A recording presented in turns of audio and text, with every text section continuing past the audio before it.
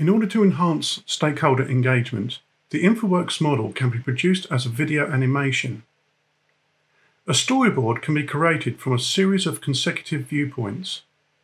The camera will interpolate between these viewpoints to create a smooth fly-through animation.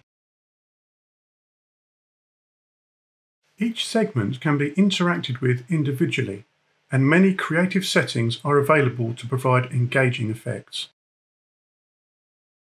Once a storyboard has been previewed and checked, it can then be exported to one of many video formats. Both the video output resolution and frame rate can be adjusted, and the time frame range can also be selected.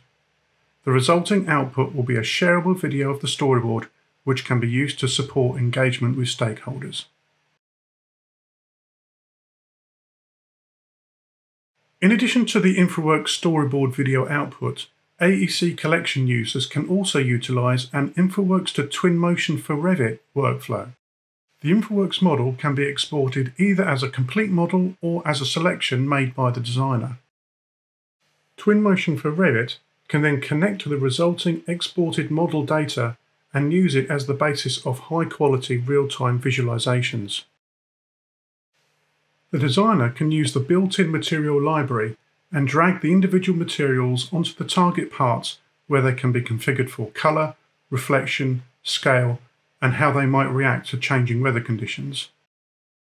The vegetation painter can be used to add realistic trees to the model, which can be configured for density, growth, age, and position.